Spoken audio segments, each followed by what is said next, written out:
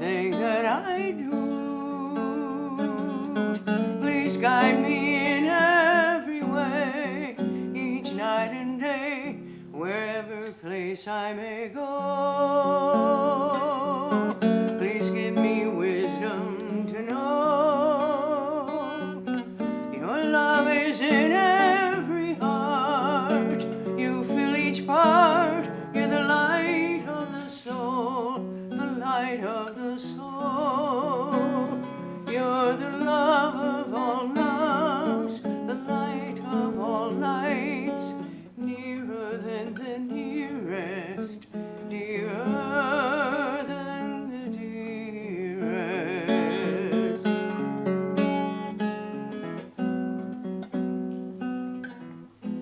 We are all your children, whether near or far. Help us always to remember just who we are, just who we are. We are your sons and daughters, sisters and brothers all. Help us in this life you have given. We are one and all.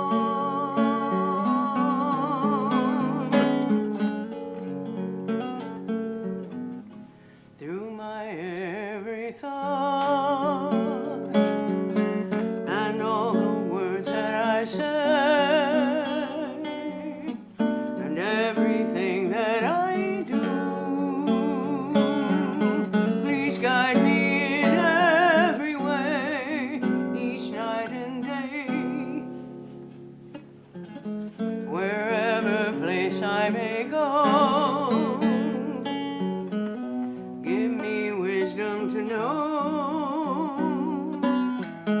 your love is in every heart. You fill each part. You're the light of the soul, the light of the soul. You're the love of all loves, the light of all lights, nearer than the nearest, dearer than the dearest.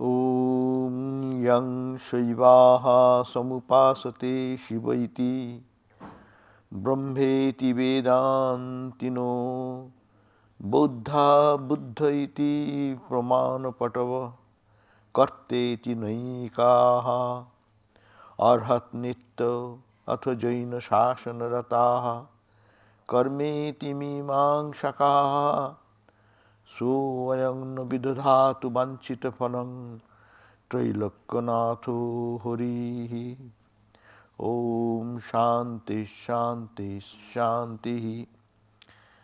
May the Lord of the universe, the remover of all evils, whom the Shiva devotees worship as Lord Shiva, the Vedantins worship as Brahman, the Buddhists as Buddha, the agent as the devotees of joint doctrines as Arhat.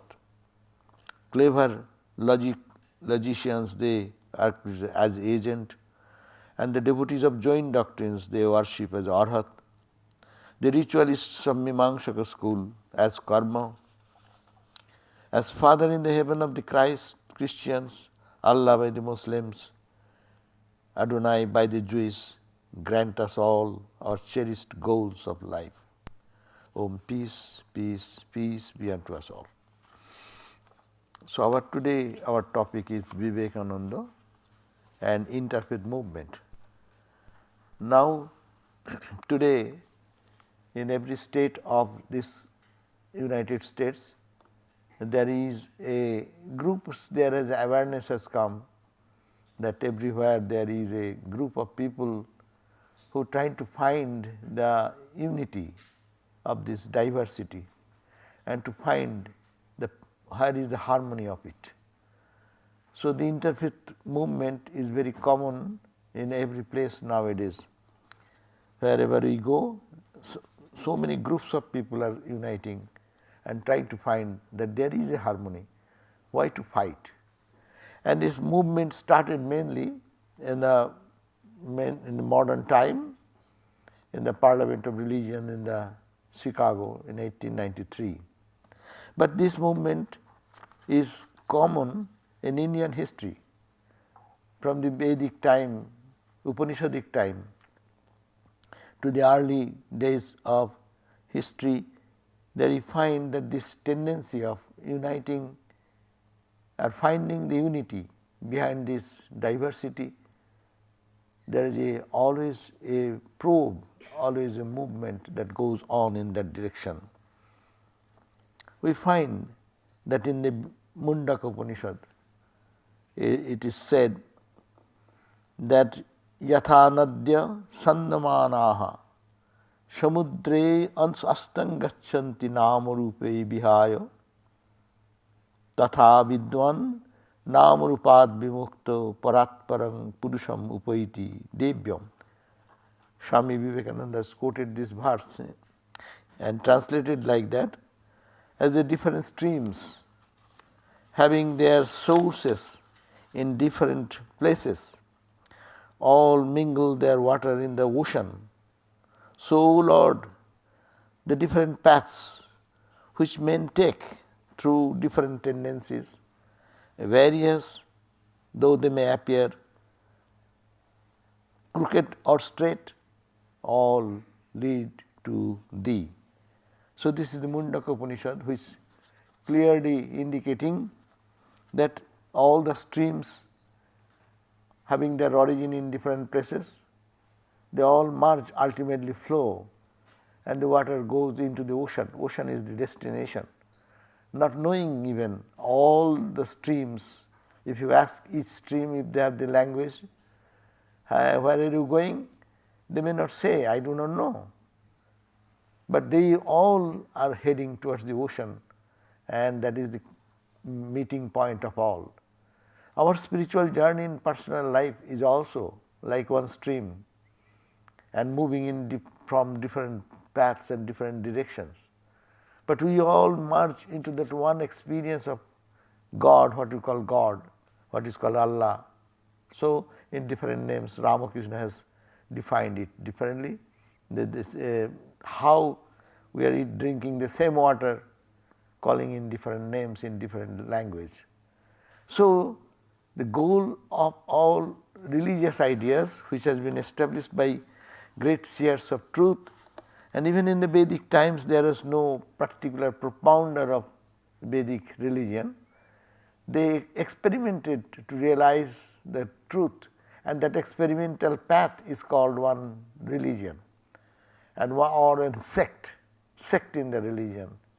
So, that ultimately the goal is God. Ultimately goal is to realize that reality where no suffering, no pain, no birth, no death, all these dualities and all the obstacles of life are obliterated there.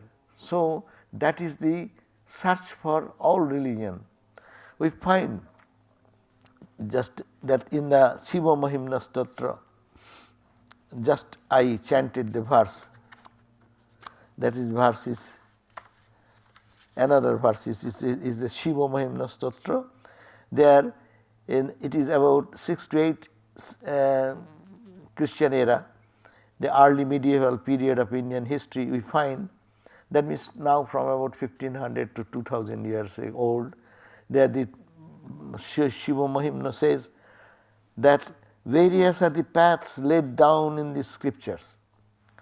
such as the one enjoined by the three Vedas, Sankhas, the Kapila Shastra, the Yoga, the Patanjali, the Pasupata, where the Shiva is the supreme, and the Vaishnava, where Vaishnava practices as Vishnu as the Lord Supreme.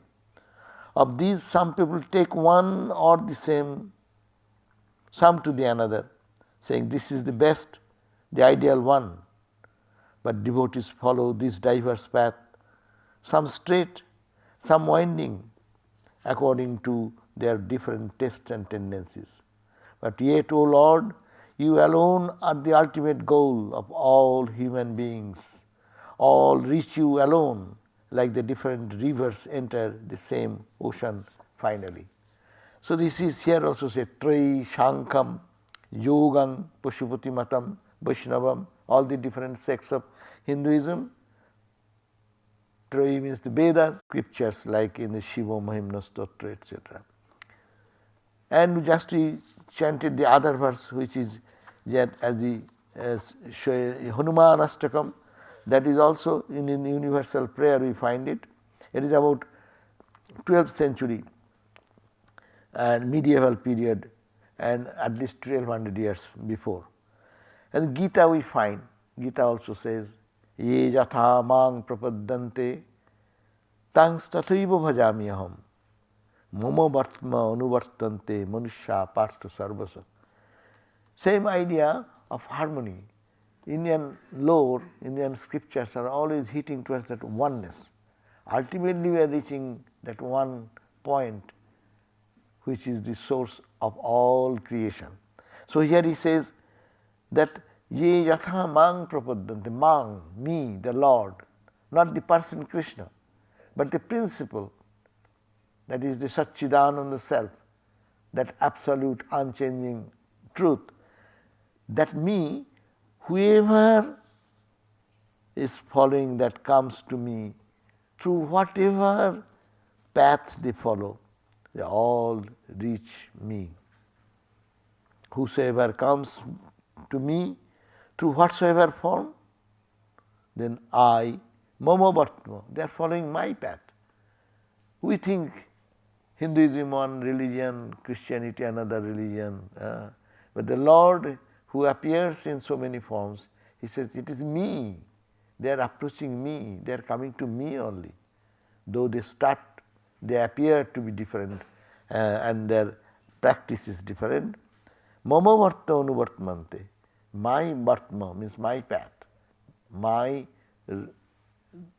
goal, they reach to me. Though all men and women struggling through the paths which are all leading unto me. Mama varta manushya partha sarva, all human. So this is we find that from the Vedic time onward, this idea of interfaith idea, that all not to fight, not to struggle, but to intensify the spiritual practice. And this was going on, but later on the world has suffered so much for these religious ideas, and who is powerful, what is the real road to reach God, one at the exclusion of all. My path is the only path, royal path. So conversion, forceful conversion, killing, drenching the world with blood more than that of the world wars. So it has happened and it is happening till today. That this is a time to think about this harmony and that interfaith understanding. And it is a unique story that Ramakrishna came in this age not studying any of these philosophies, not reading the book of Shaivism or Buddhism or tantric religion, nothing. But he showed a path that how, whatever, and he practicing each path, that's a uniqueness. But first not knowing anything, only calling upon God. Oh God, he used to call God as Mother. Oh Mother, you are there, you have given vision. Just come to me. Very simple spiritual path. That's called the sincerity. We are all people fight, those who fight in the really name of religion, they forget that fighting and conquering is a physical thing, winning over other, control over other. But who controls himself or herself? Who controls himself or herself, they are the real winner in the world. So, not finding or not becoming serious about God, not really seeking God, my faith, your faith, that does not solve the problem. I may have faith, what is that to you? You may have another faith. But are you practicing, are you realizing the truth? So here find unique Ramakrishna's appearance when he, without reading anything, he simply said, "Oh, Ma, I see the Christians, they go to church and they call upon you in her. How they call upon God? Teach me, Ma." And then he followed that path. Muslim, Islam, how they go, how they call upon Allah. Okay. And he followed exactly, very sincerely to the extreme point. Even he is a Hindu, he is Ma Kali day and night. He removed all the pictures from his room. And he ate, slept, thought only in the path what he was following intensely. So this is the message of this age, that he is the Ramakrishna is the interfaith personalized in a human form. Interfaith you want to see, just place Ramakrishna before you. And in his lifetime we find that whoever is coming from any religious background, they are finding in Ramakrishna as if their epitome or ideal is manifesting. Vaishnavas are coming, they see that as if Bhagavan is manifesting as devotion, as Lord God with love and all devotion and extreme ecstatic experience of unity. So anyone coming from the Sikh tradition, they found that is their 10th Guru as if sitting over there, and they feel that connection and they have extreme regard for them, because it is the epitome of all these experiences of all religious ideal. Therefore, Swami Vivekananda said to read the life first of Ramakrishna, and any scripture we read, if we read in the light of Ramakrishna, then we can justify and prove that they are true. It is Sri Ramakrishna validated, revalidated the experience of the Vedic sages in Mundak Upanishad, as I said, in the earlier saints and sages who wrote all these words of harmony and joy, harmony and unity. They are all ekang. The Upanishad says, ekang vipraha bahudha vadanti. It is quoted everywhere. Truth is only one. Vipra, the Pandits, the scholars, they call it by different names. It is in the Vedas. So this message is percolating down the road, and we find in the life of Christ, Buddhas, in their personal life, there is no distinction in their mind. But we devotees create this distinction because of misunderstanding about the truth. But Sri Ramakrishna came in this age, and he actually proven by his own simple life of sincere practice and prayer and crying and weeping, or being very sincere to reach the goal. Actually he did that, and that was the crowning glory of this Sri Ramakrishna's advent. And there I find, and he made this agent as Swami Vivekananda, and as you all know, he came here in this country, and then when he was moving at, first he came, but he is seeing the suffering of India, then he will, America is a rich country, so he will collect some fund and start some school, college for the poor people. That was the intention. But that is not the intention. There is a bigger intention. God sent intention. And then what he did, we all know. Then there came the Parliament of Religion naturally. This is the most historic event of the modern era, that interfaith movement started there in the Chicago Parliament of Religion. I think here also the movement started in different way, very, very feeble. but it became a big movement in the Chicago Parliament of religion. So there we find that all the religious leaders of different parts of the country came, and that was the August Assembly, and in that August Assembly everyone is invited to speak. Anyhow, I am not going to the story of Vivekananda, how he entered into the Parliament, God sent, God willed. But anyway, what he said in the lecture, what he gave, and all the speakers are giving, at least this much we see that everyone is talking about their own religion. How great is that religion? How that religion is the greatest religion. At least in a way to convince that in the mind of the people, they are trying to prove that the religion is the best religion. But here everyone spoke of their own religion, but Vivekananda spoke for all religion.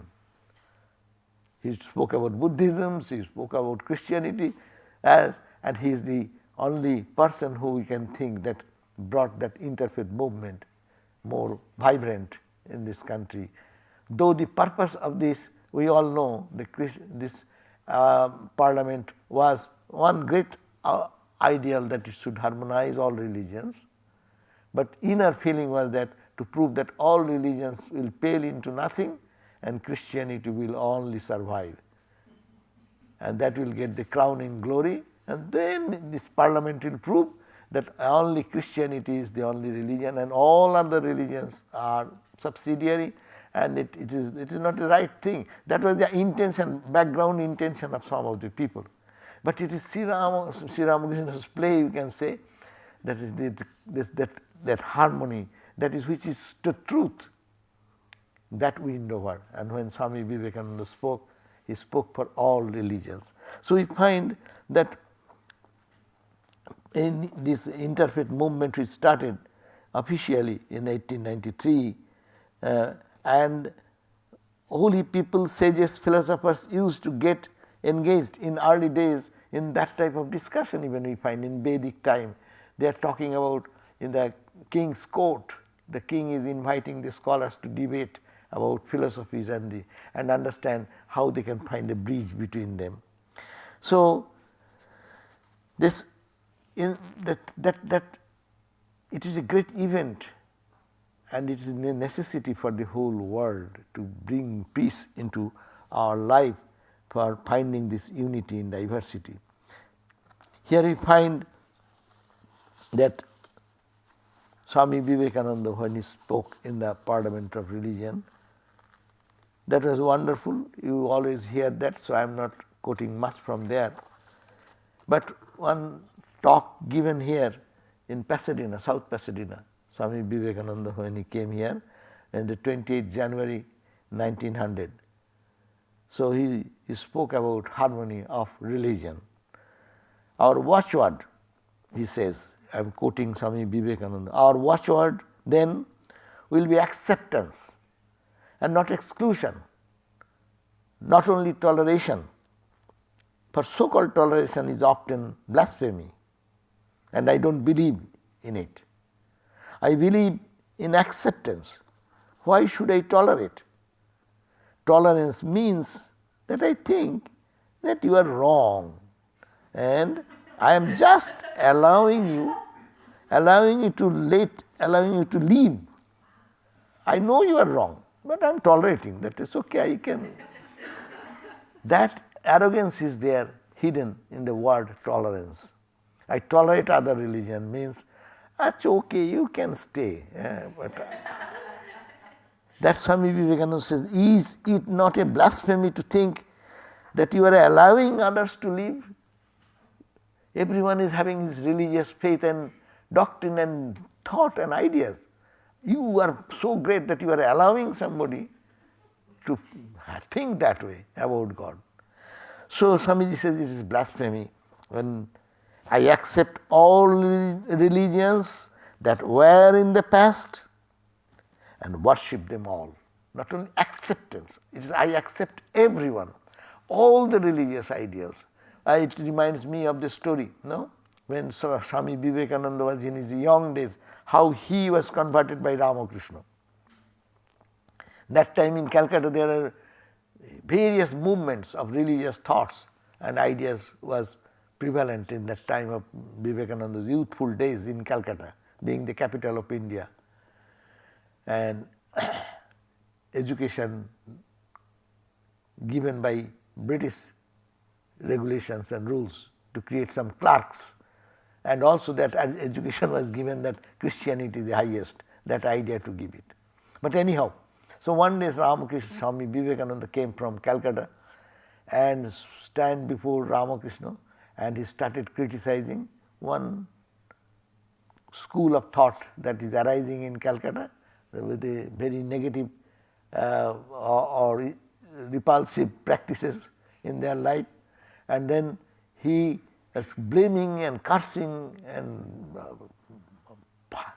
bursting out in anger about talking about that religion, and Sri Ramakrishna was so kind and patient, and when he was exhausted after saying all this bad religious movement which has started and how it is demoralizing, how it is this in the name of religion it is going on, then Ramakrishna smiled and said, "My child, that is also a path."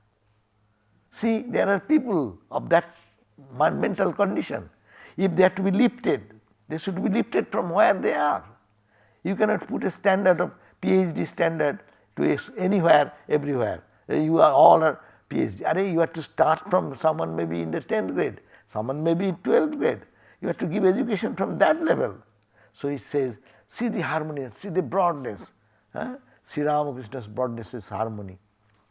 One startling story which I told before, you all know that story, that one day one Christian father was preaching Christianity in Bengal, in Puri, Orissa, in front of the Jagannath temple. And he was preaching highly about the glory of the Christianity and how Hinduism is all idol worship and all nonsense things are crude idolaters, etc., etc. And the ordinary people, they are overwhelmed and they are listening to that. And Swami Premananda, Baburam Maharaj, he happened to be in that place, Puri Jagannath temple, and he was going to enter into the temple, and he saw that the poor innocent people, they love their own religion, but this Christian father is trying that you are all wrong and Christianity is the, so you be converted into Christianity. And what he did, he started dancing and singing in the name of Hari. Hare Krishna, Hare Krishna, Hare Krishna. And he started dancing like that, and he started such a dancing, and he was a man of God, so tears flowing through his ears, and his attractive singing, all the listeners from the Christian father turned back and came back to Swami Premananda. And the father was so disappointed that he was making a street remark and street lecture to convert some people. He could have thought that he has done a good job that day for the Lord, but he was disappointed and left. And had this thing happened, and Baburam Maharaj then went to the temple and he did his job, and now that night Baburam Maharaj, Swami Premananda, he was sleeping, and Ramakrishna suddenly appeared in the dream. Say, "Hey Baburam, what did you do today? Why did you disturb that preacher? He was preaching me only."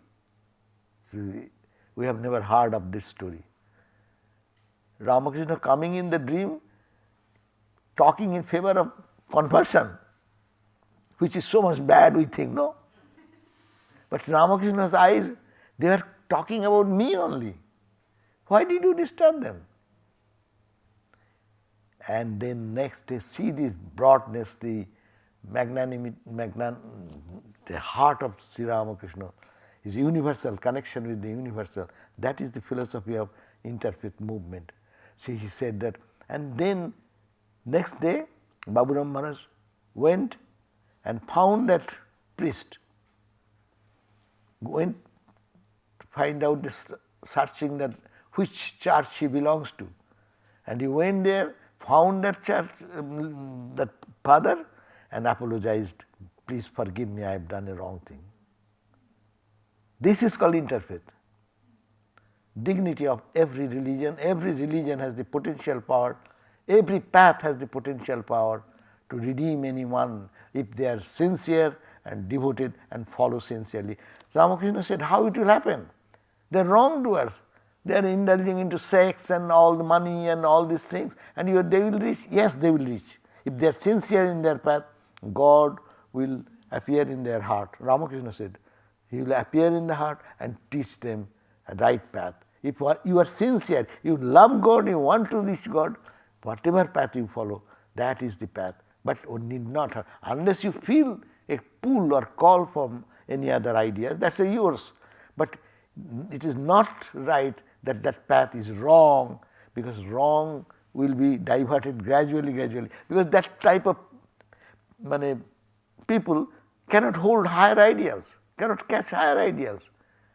Swami Vivekananda said in this country, sometimes he talks of too much of renunciation, and sometimes he says, I cleared the hall.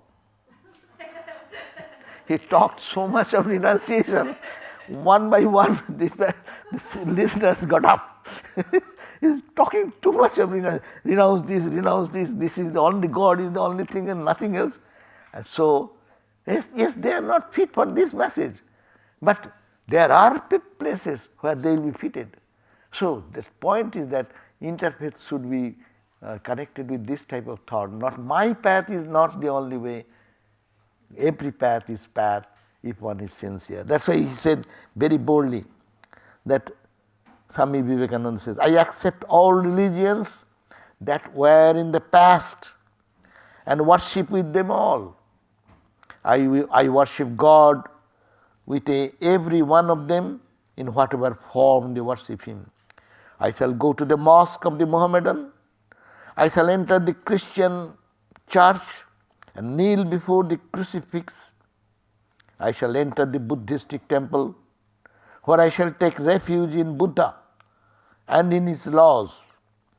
I shall go to the forest and sit down in meditation with the Hindu who is trying to see the light which enlightens the heart of everyone. So that should be the openness, that is called interfaith. That interfaith idea should come, it is not superficial. In most of our interfaith meetings we find when some religious philosophical discussion comes, and there comes so much of conflict. That is why don't go into philosophical discussion in interfaiths. What do? You do, oh okay, let us unite together by giving some soup kitchen, so that there is no controversy. We love to serve people, you love to serve people, and that is the way of it. But when you understand philosophically, my path, no one is going to give up their own limited concept of God in which they are trained and raised in the childhood, or they are practicing so many years. So, this interfaith movement is, this Swami Vivekananda stands there, and he says, not only shall I do all this, but I shall keep my heart open for all that may come in the future. Is God's book finished, or is it still a continuous revelation going on? That is a beautiful word. Only these few paths will lead God. God is infinite. There will be infinite number of ways to reach Him. How can you say it is the only way, or this is the only two ways or three ways? If you say limit God into very little something, then there will be only one way. But God is infinite everywhere, omniscient, omnipotent. If that is your concept, then why you limit it? This is the only way. So we should be ready. That is why we Vedanta, at least we are proud that we feel joy in going to a church.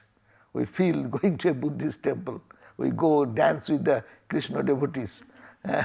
We go for mother worshippers. We do our say Durga Puja is coming soon. So you do the mother worship as Durga, no? So we have no conflict. We have, so because of this background, at least we have not realized God. But we understand that all path is leading to the goal, and that is the unique contribution of Vivekananda. And when I went first into the interfaith meeting of the Los Angeles, so I told the first time, it is 93 or 94, I told that, what you are doing, our Vedanta talks about day and night, that philosophy, and we try to live in that way and to demonstrate in our life or practice that way to follow all the paths. No?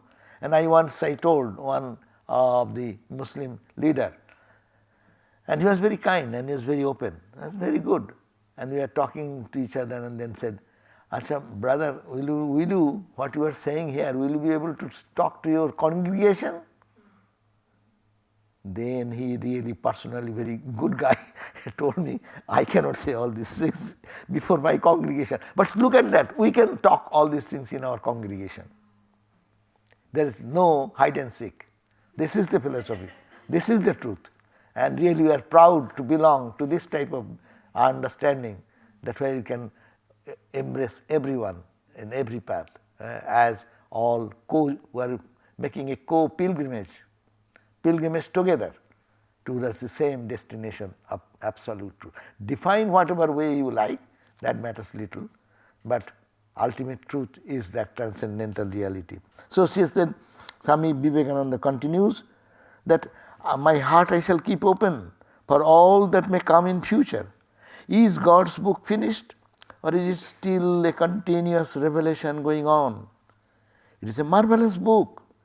These spiritual revelations of the world, the Bible, the Vedas, the Quran, and all other sacred books are but so many pages, and an infinite number of pages remain yet to be unfolded. I would leave it open for all of them. We stand in the present, but open ourselves to the infinite future. What a broad concept. It's very difficult to accept what is existing. We say that Hindus are all so many worshippers of so many gods and goddesses, multiple idols. In Christianity, how many divisions are there? All Christians, all are followers of Christ. More than 200 denominations are there. Go to Islam. Islam is one Allah. But there you go, Sufism, there is Sunni, Shia, and all other divisions are there. It is a human nature to see differently, and that freedom should be there for the spiritual growth. It should not be stunted, it should not be stopped by rules and regulations. But there are certain rules are necessary to follow a particular path, that's okay. But that should not restrain, because our attention is going to correct others. We want to correct the whole world first, not correcting myself. Most of the spiritual leaders, that is the major problem. Talking about religion, not implementing in our own life, and only giving speeches. In one place I used to stand up in an interfaith meeting, and I remember that was a little shocking. You see, the problem is not in the religion, problem is in us, we the preachers. We create confusion in the mind of the sincere devotees of God, and we create some impression in their mind, right or wrong, and then create division and fight. You understand God. That's why it is in our scripture it is said, first know yourself, know thyself, know thyself. Andhe noivo niyomana jatanda. Otherwise you are blind, you are guiding the whole community to enlightenment, but you are yourself blind. That's why you practice, you understand, you love God, you shed tears for God, you dedicate your life for the selfless service of others. All these marvelous characteristics will manifest, and then you are following a path of religion. So this is the Swami Vivekananda idea, Ramakrishna idea, that I would leave it open for all of them. We stand in the present, but we are open ourselves to the infinite future. We take in all that has been in the past, enjoy the light of the present, and open every window of the heart for all that will come in the future. Wow. We take in all that has been in the past. Accept. Again the question of acceptance. Accept what is the spiritual traditions and path is there. Accept it. You may like this way, go on your way. Accept other paths also. First of all, one point. Second point, window of the heart for all that will come in the future. Keep your heart open. God's ways are infinite. New path may come. New sages will be born. All sages are ending. That's why Vedas are very good. They don't mention the name of the saint or sage who is the seer of that truth. And every seer is talking about the ultimate goal in his own way, and ultimately though in the transcendental level they are talking, they are all the same. But there are so many sages. So the future sages will not come again. Future way of interpretation will not happen. Nowadays you listen to the lectures of modern speakers. They are bringing on consciousness studies and more focusing on the artificial intelligence, these, that. With the example they are bringing thing, they are quoting it different language, environmental science, etc. But ultimately going where? Ultimate truth remaining the same. But sages will come, so we have to keep ourselves open. That is also a part of the interfaith movement we should follow.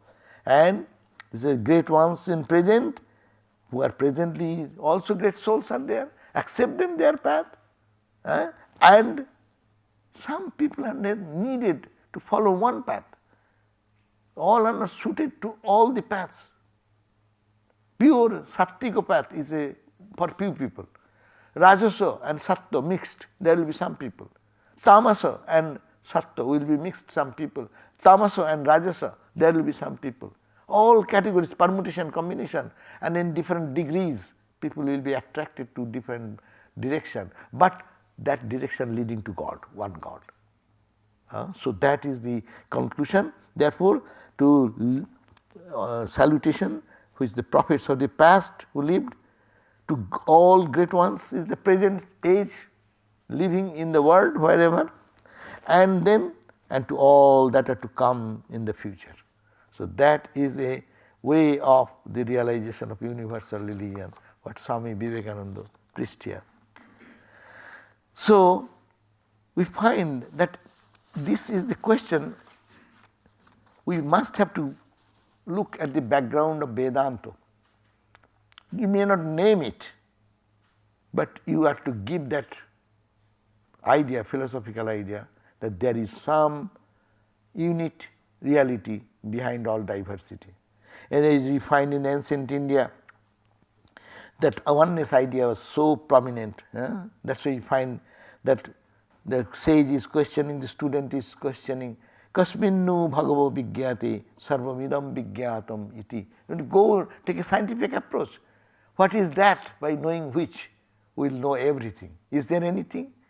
We know, to know physics you have to follow one path, and the chemistry another path. It's a diverse path.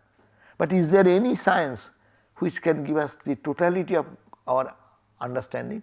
Totality of our understanding?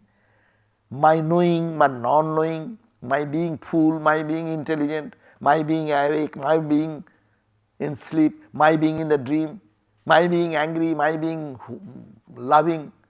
Is there any some background on which all these emotions, all these reactions and our life's journey can be ending in that? That is the Vedanta. So we will have to, that is the ultimate goal where all will merge, and all do that. When one attains bodhisattva, what is that? He is disidentified with everything and goes into the state, a realm where there is not this diverse world at all. When you go to the Brahmagyani, one attains to knowledge of Brahma. When you go to Sufi mystics, they are singing and dancing in the name of God and going into deeper and deeper absorption. They forget their body. They go into the level of a higher consciousness where only joy and peace prevails. So if we find in any religion, ultimately it is ending in that point, and that is the ancient quest. What is that? There is another question. What is that? By knowing which everything will be known. How can we know? I know this table, I know this hall, I know these trees, plants, etc. But what knowledge gives us that knowledge? Kena Upanishad says, Kene Shitang Preshitang Patati Manaha. Directed by whom? My eyes are running to see some things. Who is behind my eyes? Who is behind my mind? Who is allowing me to hear? What is that which is allowing me to feel that I am sleeping? After sleep you get up, you say, I slept. Who is there to recognize that? There should be somebody. Otherwise how can you say, I slept well? Somebody has seen the sleep in you. Otherwise how can you say, I slept? I ate. It is an experience. To have that experience, there is some experiencer. So when I am sleeping, who is that experience behind experiencing that sleep? I dreamt so many bad dreams or good dreams. Who is to tell that? There must be some conscious entity. Forget about all other religious denomination, practice this, that. It is a scientific approach. Some may be very much interested in this path. Let them follow. And some said, I do not understand God, I know God has created this universe. Okay, and I love God, I believe God, I pray to God. Okay, have it. So this is the converging point of all religious ideals, to do practice and dive deep and keep the heart open for everyone who is coming in the new generation, which was already passed in the past, or who will be in the present generation, all leading to the one goal of self-realization.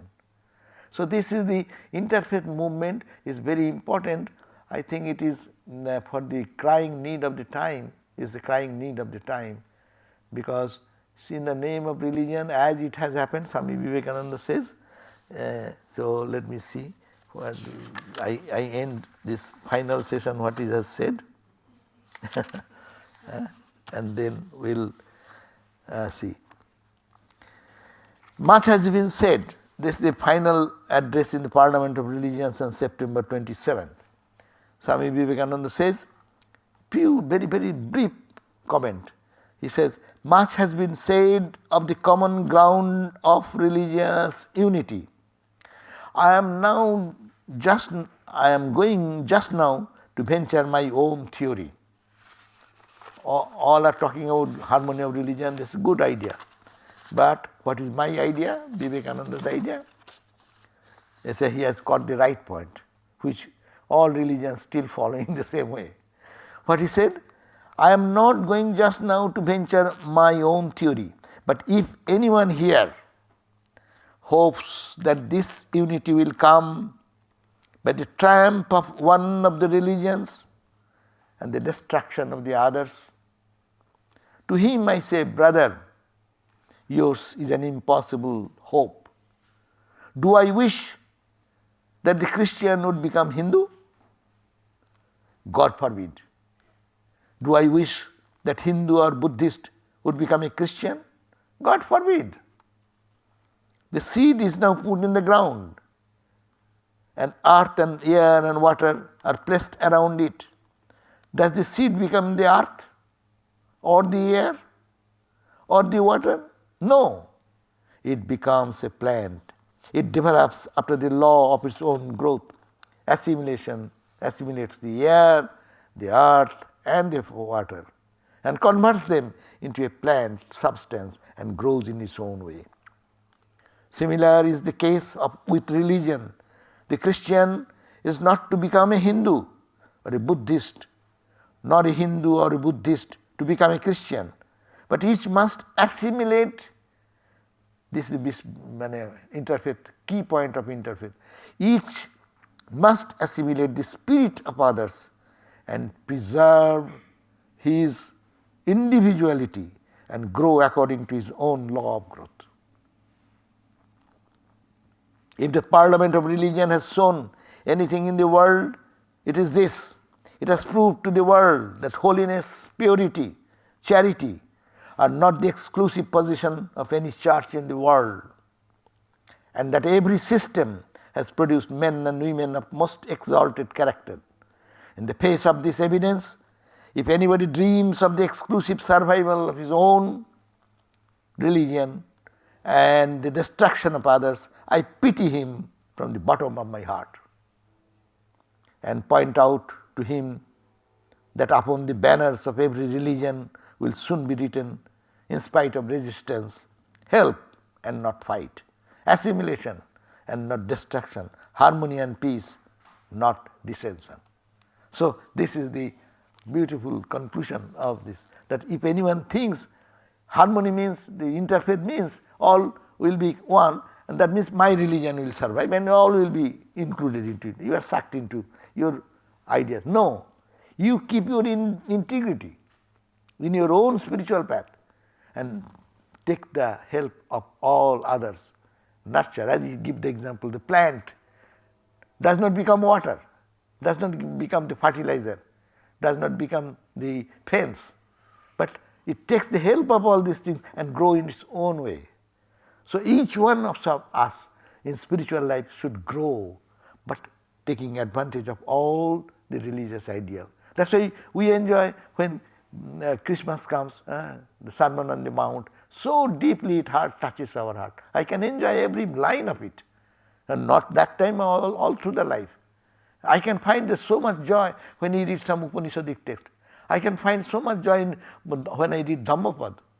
That's the point. It is the experience of other sages and saints, great saints, and that we can assimilate. I can nurture ourselves and make it manifest in our life.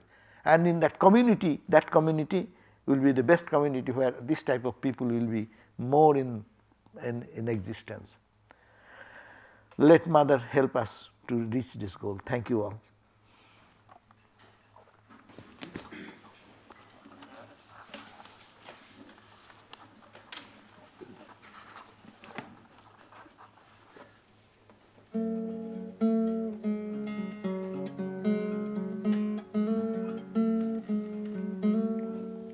From the one has come the many, in the many shines the one.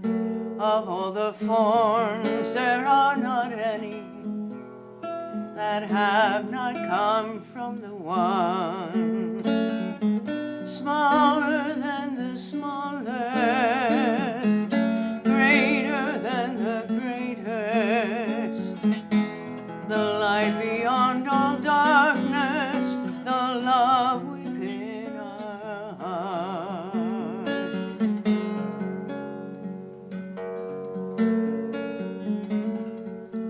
In the stillness of the mountains, in vast skies of brilliant blues, in ancient worlds and modern cities, that wondrous light of lights shines through. Brighter than the brightest, higher than the highest, deeper than the deepest, the love within our hearts.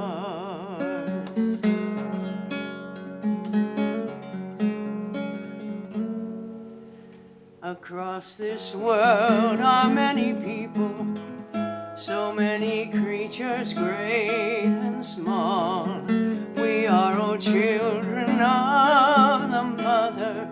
She is the one who made us all. Beauty of all beauty, yet beyond both time and space, still dwelling in each moment, bestowing on us her grace.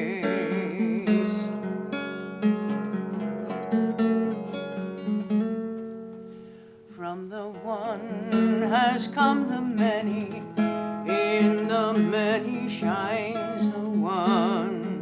Of all the forms there are not any that have not come from the one. Smaller than the smallest, greater than the greatest, the light beyond all darkness, the love within our hearts, the light beyond all darkness,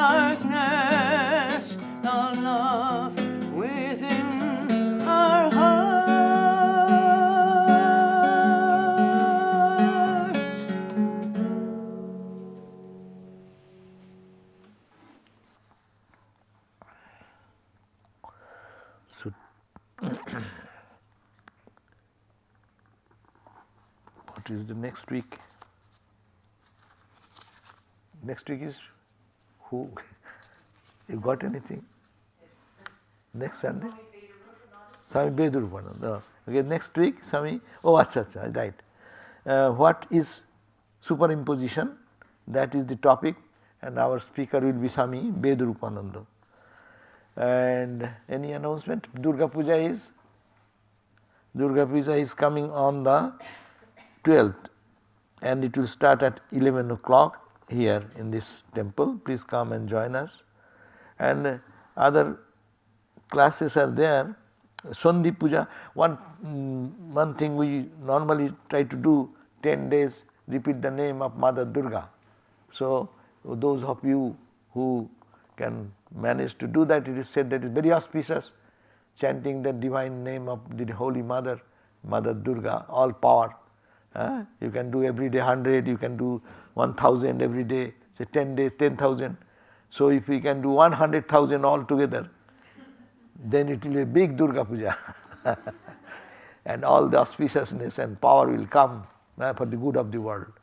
So from 2nd November, 2nd October, Wednesday, up to 12th, these days, each one of you can chant and collect and give the name to Brajaprana Mataji, and then we can see that how much you have done collectively. That is a very good practice, but especially in addition over and above our normal practice of japa, what we do, normal counting.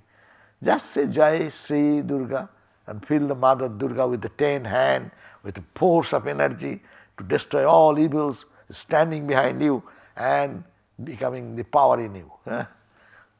So, and do every day 1,000, that will be 10,000. If 10,000, 10,000, 10,000, so 100,000 is nothing.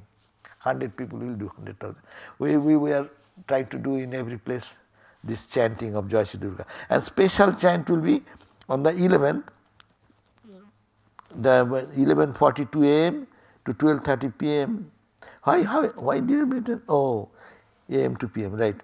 Daytime 11:42. At 11:42 we start here chanting special name of Mother. So you can come over here in the temple on the 11th of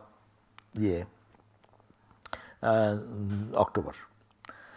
And so I end with a prayer, and we can have some question answer session after I greet you. One more announcement, Swami. Karma Yoga Day is next Saturday. Oh, Karma Yoga is there, yes. Yeah. I would appreciate anyone who can come. We'll put you to work getting ready for Durga Puja and then have lunch together. Right. Down to the convent, right down through the bottom of the parking lot. Yeah. They're about 9:15. Anytime, we're happy to set you up. Thank you. That is on the 5th. On the 5th. Karma, Saturday, 5th Karma Yoga, 9:15 to noon. Om Shanti Shanti Shanti Harihi Om Tat Sat Sri Ramakrishna Arpanamastu. So we can have some question answer if you come back here or relax, whatever.